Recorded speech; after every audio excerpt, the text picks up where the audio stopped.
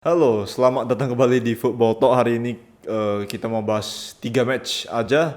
Barcelona sama Inter itu Inter itu gua nonton sih, cuman ya Inter Inter mas jelek banget musim ini asli.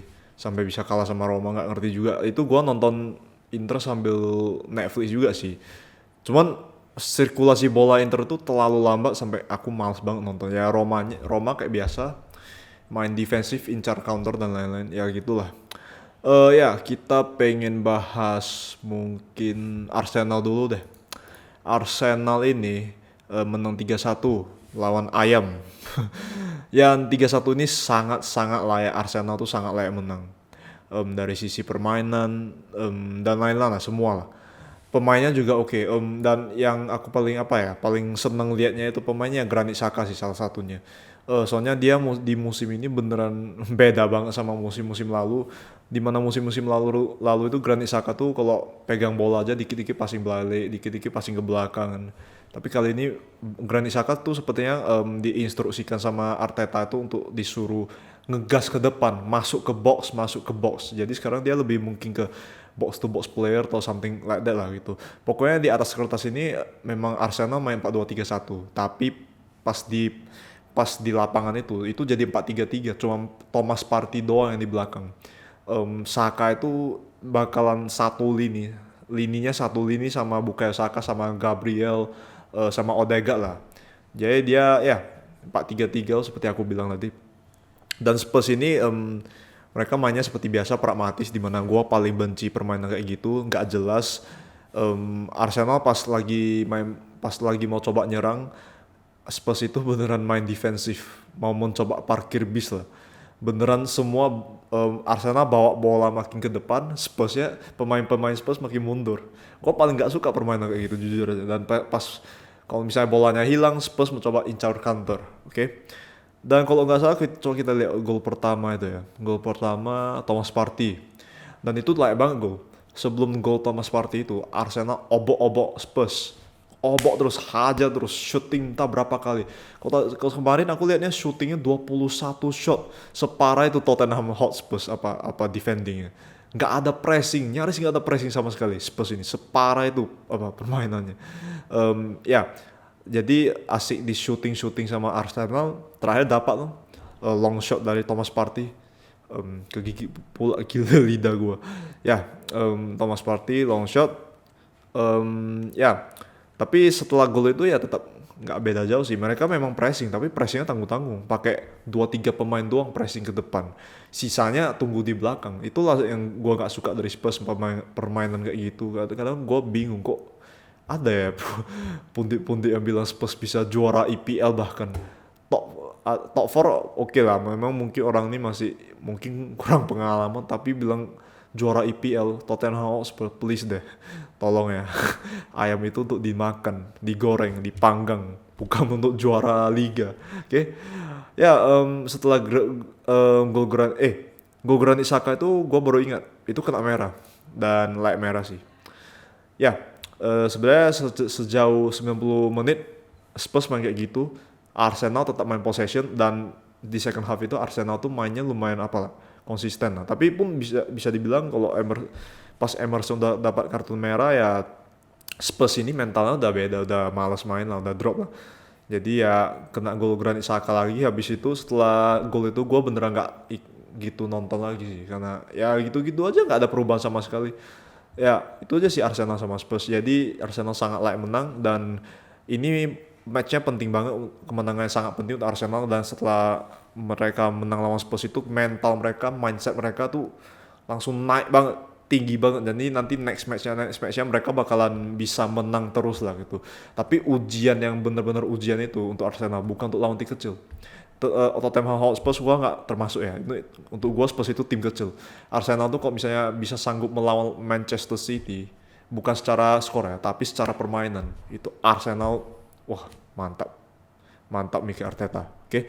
Ya, untuk itu aja Arsenal. Kita sekarang ke mungkin siap mana tuh deh. Liverpool aja deh. Liverpool ini gimana ya? Gua kadang apa ya? Ini kan udah liburan Nation League udah lama, kayaknya 2 minggu ya kalau nggak salah. selama 2 minggu itu gua nggak gitu ngikutin bola sih. Jadi ya tiba-tiba di menit keempat Trossard gol, menit 17 Trossard gol, itu Trossard hat trick. Kadang gue bingung aja. Dan sebenarnya gol hat trick dari Trossard tuh yang gue lihat ya, itu murni dari kesalahan defender Liverpool sih. Defense-nya tuh jelek banget jujur aja. Virgil van Dijk, TAA juga. Oke, ya, Simikas jadi left back. Udahlah mulus aku. Robertson belum balik aja udah apa gimana ya. Sebenarnya Liverpool ini masalahnya selalu satu doang. Di squad depth-nya, kedalaman squadnya tuh jelek banget. Jadi kalau ada pemain yang nggak perform, nggak main bagus, nggak ada penggantinya, itu masalahnya. Dan Nunes masih dicadangkan sih, mungkin karena takut apa ya, takut mentalnya tuh kena mental lah, karena dia kan sering dibandingkan sama Erling Haaland juga kan. Jadi Firmino starter, yang gua agak kaget ya Carvalho jadi left wing sih. Tapi ya it happens, ya udahlah. Salah pun agak kurang. Sebenarnya Liverpool itu secara build up dalam 90 menit itu kurang banget jujur aja. Soalnya masalah di Liverpool itu permainannya itu murni mengandalkan wingbacknya untuk build up dari belakang ke depan, sama Virgil van Dijk itu dua wingback sama Virgil van Dijk itu adalah tiga pemain utama, bukan hanya defense tapi juga build up long ball ke depan.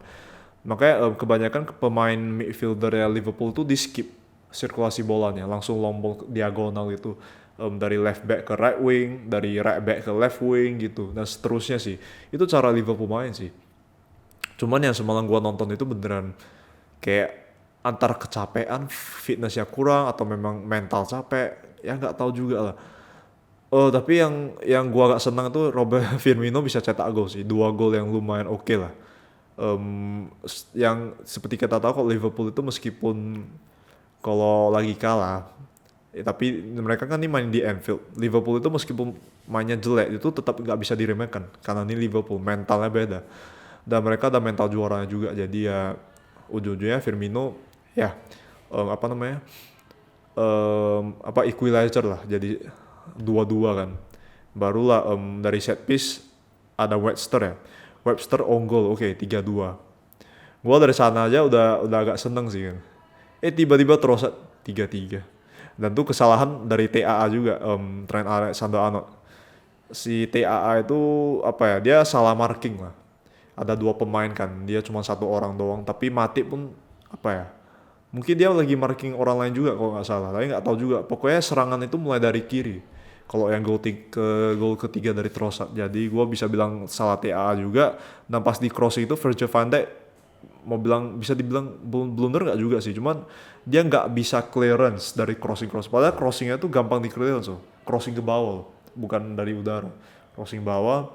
Itu Virgil van Dijk mau clearance tapi lewatin kakinya, terakhir di tap in sama Trossard, selesai. Ya, Liverpool ini sebenarnya serian itu bisa dibilang fatal banget jujur aja. Nggak usah kalah, seri aja udah fatal banget. Jadi ini sekarang yang gua takutnya itu nanti kedepannya Jurgen Klopp bisa dipecat, karena ya form Liverpool yang musim inilah, mereka juga udah kelamaan nggak apa ya, kemarin mereka 2 tahun lalu ya nggak salah menang EPL. Pokoknya Jurgen Klopp ini bisa diambang-ambang dipecat sih, kemungkinan besar. Ya kita tahu lah pemilik Liverpool kayak gimana, jadi ya kok misalnya dia dipecat, gua udah siap-siap dulu sih jujur aja. Soalnya gua kan fans Liverpool kan. Itulah itu Liverpool. Sekarang kita ke Chelsea. Chelsea itu mereka, gua jujur agak kaget sih. Chelsea main 4-4-2 sih.